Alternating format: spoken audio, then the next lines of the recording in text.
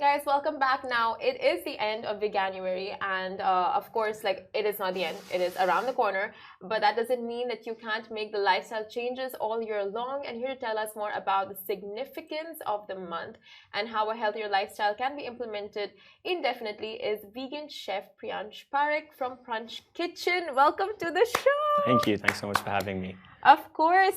So I follow you like very diligently on Instagram, and I'm such a fan of your cooking and all your vegan recipes. Although I never take it upon myself to make them, just Fair watching it enough. is really Yeah. nice. Okay.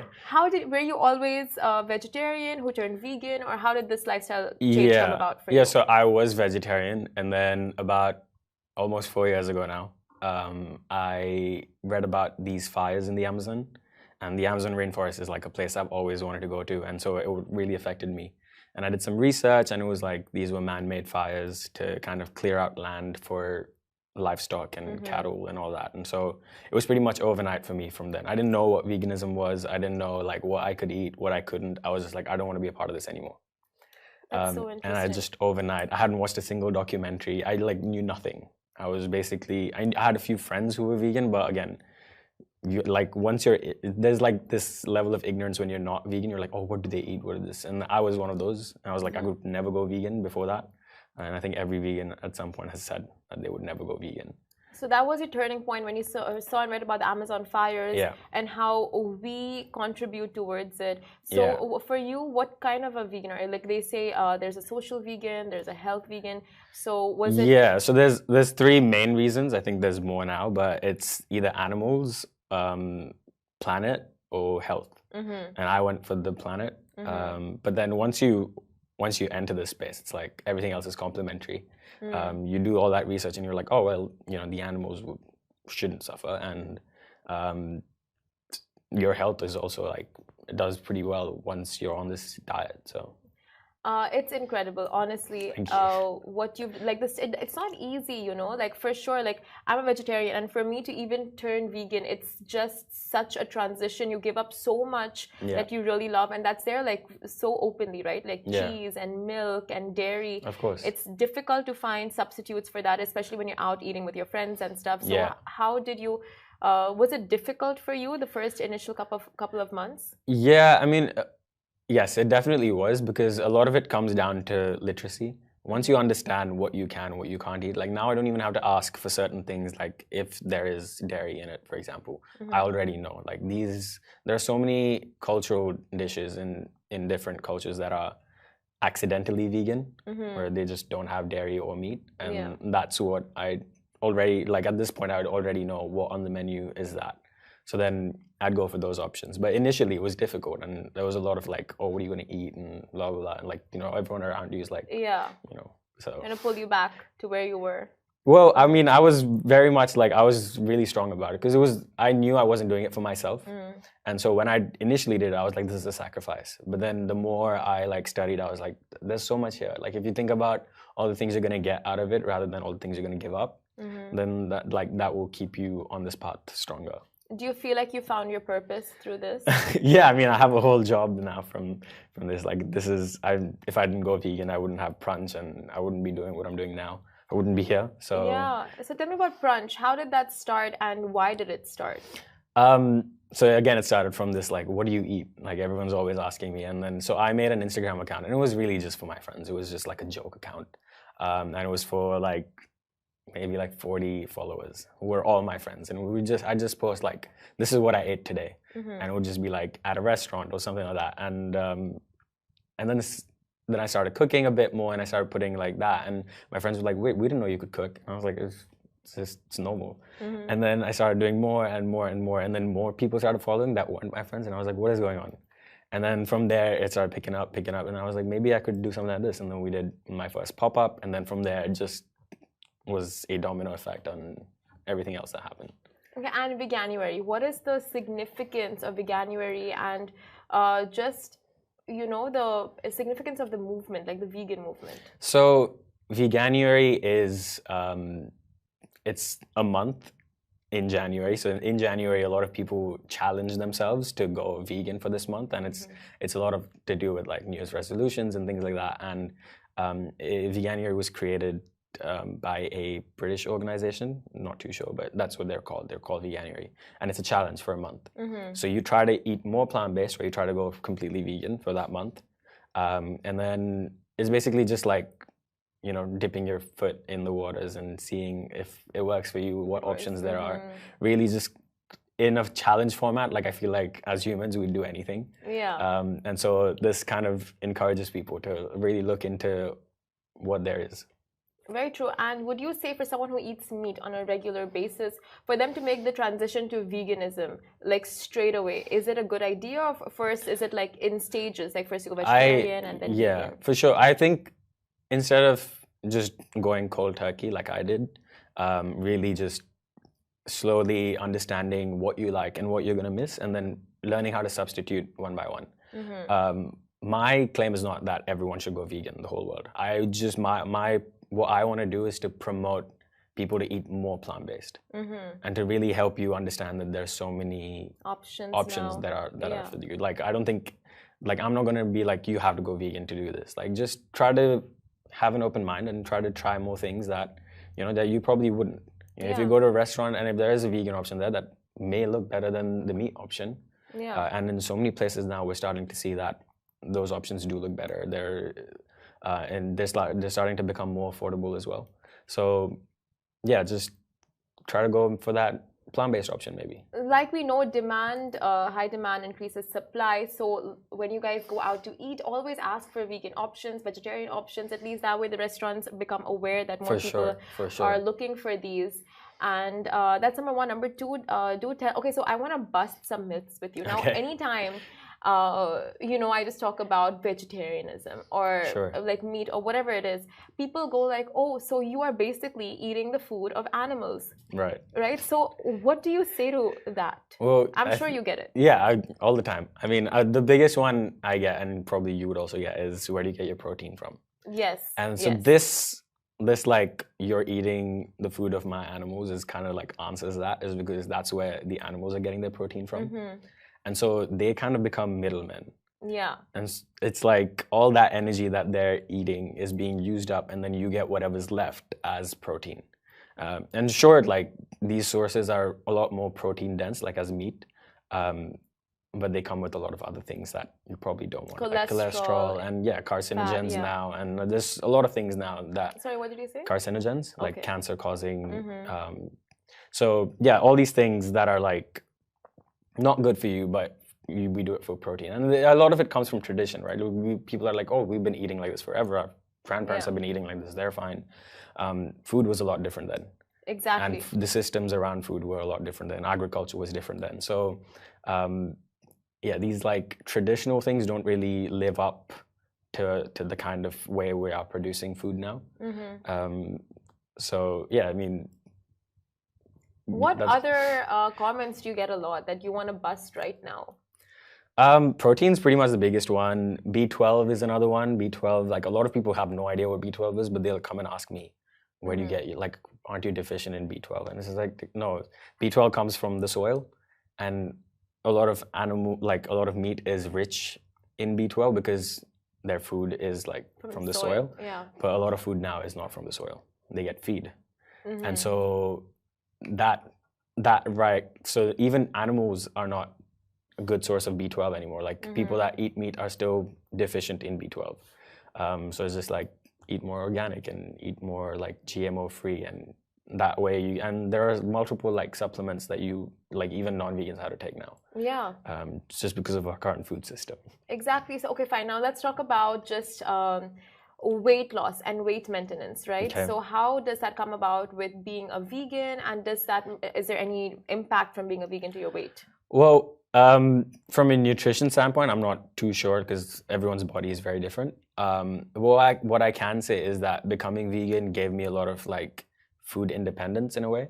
I know exactly what's in my food, and because like sometimes you go out with your friends and you're like, is that vegan? And they will have no idea what's in it. That's why they're always asking you like, oh, can you eat that? Can you eat this? Can you eat this? And I've received this sort of food security where I know exactly what I'm eating and what's there. And my relationship with food completely changed after going vegan. You know, I feel more like food as fuel rather than food as like an indulgence or things like that. So yeah, I mean, I'm pretty sure like your relationship with food can change after you learn how to be plant-based, because you're really like looking at everything you eat and if that is something you can eat. Yeah. And so you know like each thing that's in there. You're reading ingredients constantly. You're like turning around, like is there egg, is there milk, all that. So you are like, you're doing that extra step that not a lot of other people are doing, because they can just pick up whatever they want and eat it. So do you think after going vegan, your taste has evolved and now you look for more clean eats compared to like junk food? Yeah, for sure. And flavor is king. Like we just even raw meat doesn't taste good, so you have to like season it with plants anyways. So might as well just season the plants with plants. Yeah, and you make a lot of dishes that taste quite similar to meat. Yeah, so that's kind of what I try to do, is show people substitutes, because again, my whole goal is to make people eat more plant-based. And so if I can show people like, hey, this is something that you enjoyed eating, but here's a vegan version of it. And maybe it doesn't taste completely the same, but it's really close. And you can try and tweak it to like with seasoning, right? You can just try to use these different sources of protein like tofu, seitan, tempeh, all these things, and then make it your own. And so my whole job is to give you the tools to like, here's tofu, and these are the different ways of cooking tofu. Here's this, and here's different ways. And then you can take it and be like, I had this family recipe where maybe I could use this. Yeah. And I can substitute it with that. And let's try and see if my family realizes or if they like it even. Oh, and you've done these experiments quite a bit. Oh yeah, I mean, happens all the time. Obviously, well, I've done a lot of pop-ups where we've got like these junk food pop-ups, and one of them we did these shawarma fries, and the shawarma meat was made from tofu, but we really like froze it and then thawed it, and it went through this rigorous process of like becoming like carrying meat. Oh wow. And then filled it up with all the spices that would go in a regular shawarma, and then we served it to people, and they all knew it was vegan, but a lot of them were very much like, wow, yeah, this just like, if I could eat this, I would just eat this all the time. Yeah. That's amazing. Thanks for doing that for the community. Because people don't realize that you get these substitutes, and a lot of people also have to say like, why are there always like, you know, you see vegan chicken, vegan beef, like if you're giving up meat, then why do you want that taste? Yeah. But the thing is, you're giving up meat, you're not giving up the taste, right? Exactly. So if you get the taste in a way that does not harm animals, why not? Yeah, exactly. And most people go vegan not because they don't like the taste of meat. Exactly. It's because they want to change like their current ways, their lifestyle, whether it's for the planet, whether it's for animals, or whether it's for their health. And if they get options to eat how they could eat before, surely it's going to be slightly different. But at least if it's anywhere close to that, then it's a pretty good deal. Yeah, very true. Now, do you get annoyed? Like if any time someone goes like you know, like reduce plastic, save the marine life, and then you see them eating fish. Would you? I mean, we've seen a lot of like animal lovers who still eat meat. Yeah. And, you know, like, man, and I'm not annoyed at them per se. I think it's the disconnect that's there, and that disconnect is created by our current food systems. Is people just don't know what goes on with their food. Like, how is that piece of meat getting to their plate? How is even the vegetable? How is it getting to them? You know, we're so disconnected from like, yeah, let's not use this straw, but then let's order a fish on the same table. It's very much like we aren't able to join these two dots together, and that's because of how much information is out there, and there's like confirmation bias. So like anytime you read something online, you're like, yeah, this is correct because I already believe this. And you know, there's so much research, and people will always be like, oh, but egg is good for you, for example. They'll believe what they want to believe. Exactly. And then you like scroll down to that research, and it's like funded by the Egg Society or something. So it's always like you have to like remove your bias from when you're doing like research about food. Yeah. Because it's so important. Like you could just get lost in that. Like, yeah, I believe this because it's what I've always believed. Are there any other hypocrisies you want to address? Well, I mean, this is Hypocrisy pretty such much the as big this, one. like Yeah, for example, the biggest one is like, saying, say the marine life, plastic, all of that, yeah, and then having fish, and then of course like the hypocrisy of loving animals, and then you eat, sure. and then fashion and fur, like so many, like Yeah, makeup, for example, and then being against animal cruelty, but then going for makeup brands that indulge in animal testing. yeah, but So, even we're seeing that with makeup brands now that are cruelty free but not vegan. mm-hmm. And how are you one without the other? If Yeah, you're still using animal products, that is still cruelty. Whether you're not testing it, very true. you're still. So we're seeing like people go for what's cruelty free, but it's still not vegan. And you're like, wow, how is it? How are they able to do one without the other? Yeah.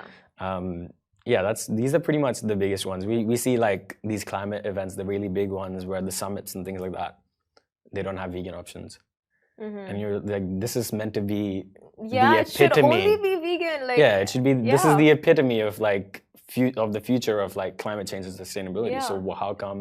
If you think any summit would offer only vegan food, you would think it would Well, be at least good environmental vegan summit. options, not Yeah, even only vegan food. I understand like not everyone can, whatever, but still like have options. yeah, And that should be a really important topic of discussion. We see like this has been happening a lot where there are like these fundraisers for like health, like the Heart Foundation and things like that. And then what's served there is like meat and like steaks and things like that. yeah, How is that good for your heart? Even if you wanted, like, there has to be, people are just, again, really disconnected from this whole thing. You go to like all these websites and their recommended things are like all these high fatty foods and things like that. And we know now that it's been proven wrong that, these things aren't actually good for you. yeah.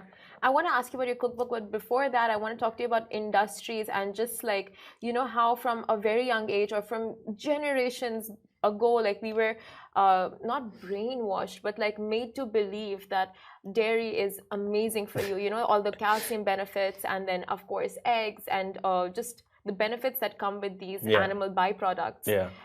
How did you realize that these are just, ways for industries to kind of basically brainwash us? Yeah, well, I mean, dairy and meat have really good PR.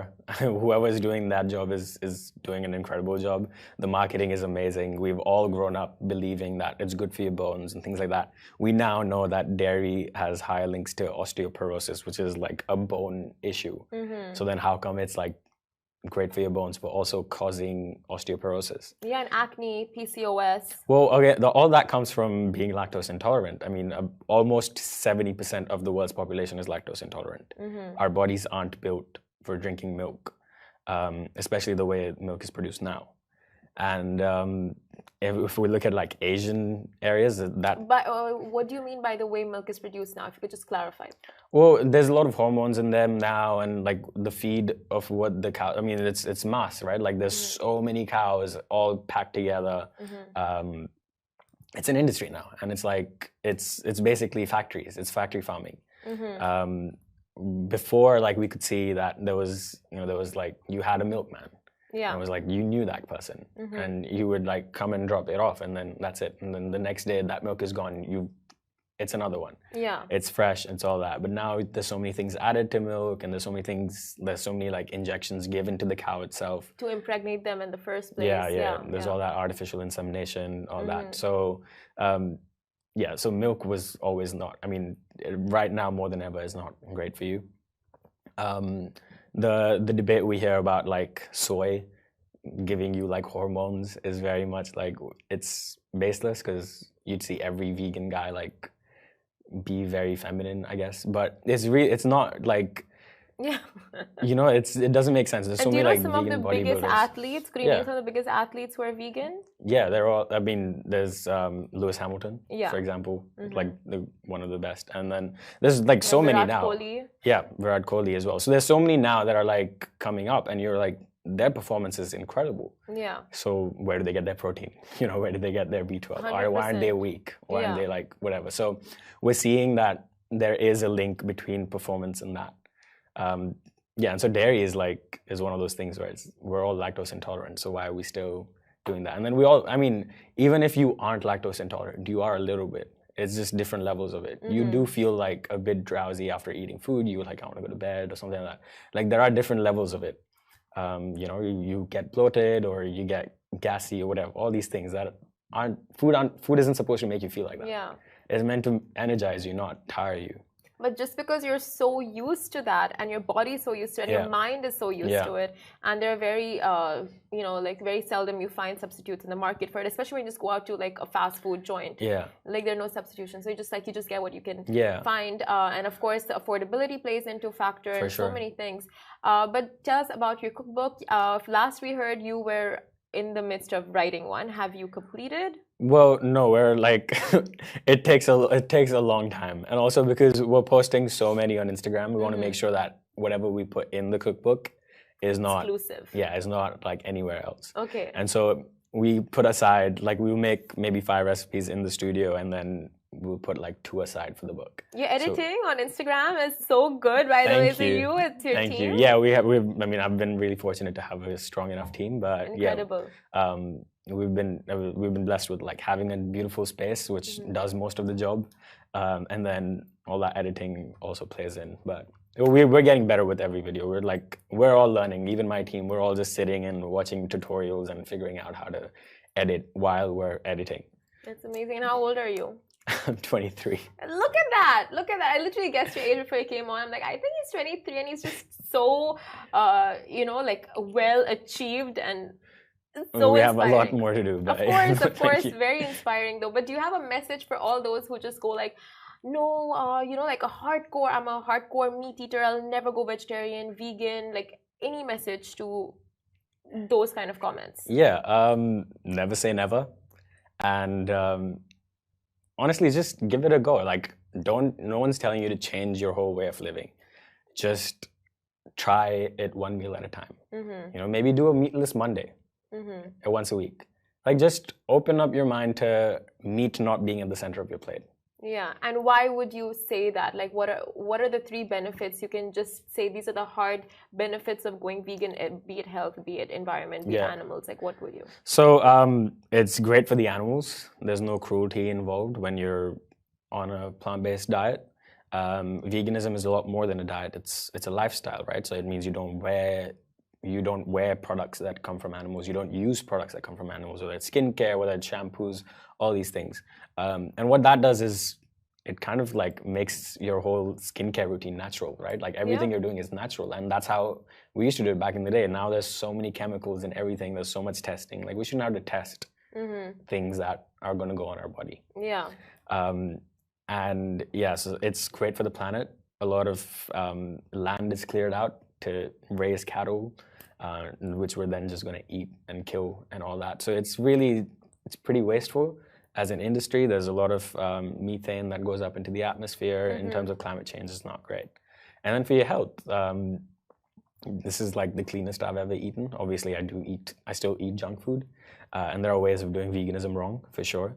But I think the amount of like food security I have now from like knowing exactly what's on my plate and where, like, this is the protein, this is the fiber, this is the carbs, like I know all of that. Obviously I'm not calculating it, but I can look at a food group and be like, this is a balanced plate. I know exactly everything I need is on this plate, and that's it. And like every meal becomes fuel rather than something that I'll just eat once and then feel like you just gotta like binge and binge. And you can still binge vegan food for sure. I've had those days. But at least it like at the end of the day, you're not eating to eat. You're eating to.